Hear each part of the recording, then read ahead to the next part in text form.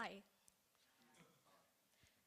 I just wanted to make a disclaimer that I'm doing gun control again, so just in case you're wondering why the words are somewhat familiar. I have a dream that enough is enough and that this should be a gun-free world, period. These are the words of a 10-year-old girl who spoke in a march in Washington, D.C. She captivated the nation, and her words grew to represent the Never Again movement in America. Her name, Yolanda Renee King, granddaughter Martin Luther King Jr. Before the Parkland school shooting, America stood as the world's #1 country with the most homicides and suicides related to guns, according to a 2016 study by the American Journal of Medicine. The Center of Disease Control and Prevention reports that every year, nearly 30,000 people die from guns each year. Unfortunately, the most notable of these incidents happen in school campuses. In 1999, 13 students were killed in Columbine High School. And then in 2012, 20 6- and 7-year-old children were shot dead. Finally, it took a school shooting in Parkland, Florida, until students have decided to protest against guns. Over the next month, these students grew into leaders of the Never Again movement and gathered support from the entire country with their powerful voices through social media, through protests and rallies. Advocates stand for more effective background checks and action from the government in order to reduce injuries and casualties from guns. And what most of the famous school shootings had in common was that the offender suffered from a mental illness, yet was still able to buy a gun legally. The Parkland shooter was suspected to suffer from depression, and the Sandy Hook shooter had been diagnosed with autism. If heavily enforced requirements for background checks were ensured, then it would have been impossible for these people with mental illnesses to ever get a gun at all.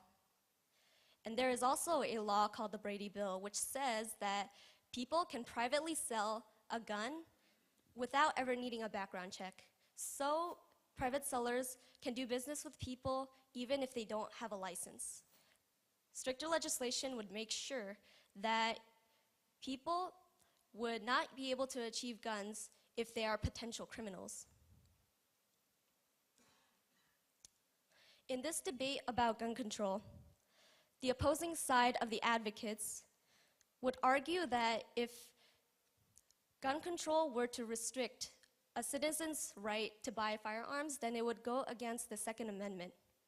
These offenders or opposers were most notably gun manufacturers, including the NRA, and other citizens who are gun owners themselves. There's also the fear that gun control would also increase illegal activity within the black market. So people may turn to smuggling weapons or buying them from an online black market. However, despite the possibility of criminal activity increasing, I firmly believe that the accessibility of weapons shall be prohibited in order to keep the public safe. A couple days after the Parkland school shooting, President Trump held a discussion in the White House where he invited survivors and their family members together. One of the students talked about how there was a school shooting in Australia in the year 1999. He said that Australia took a lot of ideas, they put legislation together and stopped school shootings. There had been 0 school shootings since then. Japan is another country with the lowest death rates from gun violence in the world for a developed country because of their enforcement of gun control. In order to buy a gun there, you must take a class and pass a written exam. You then need to take a shooting range test and pass with an accuracy rate of at least 95% or more.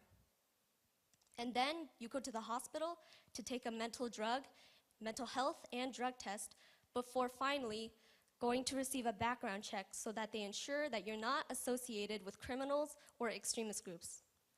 Only then can you go to the store and buy only an air rifle or a shotgun, because semi-automatic weapons and handguns are illegal for Japanese citizens to buy.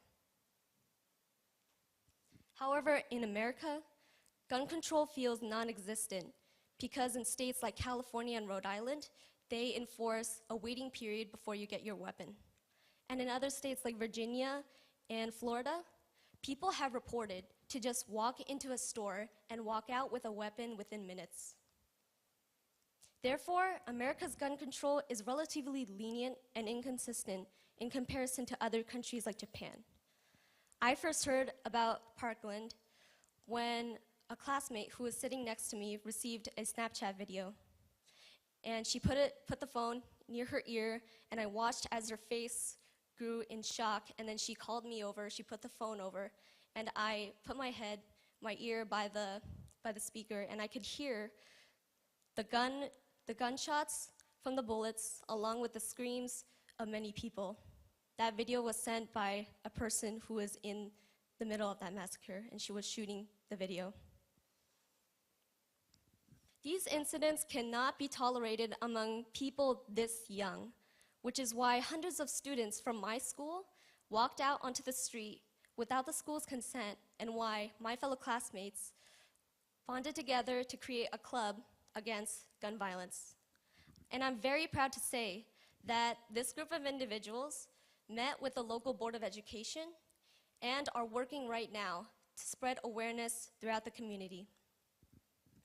The Never Again leaders would have liked it if Parkland was the last school shooting in American history.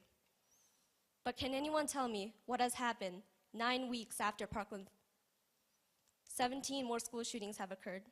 17. This madness is not something that the country should ignore.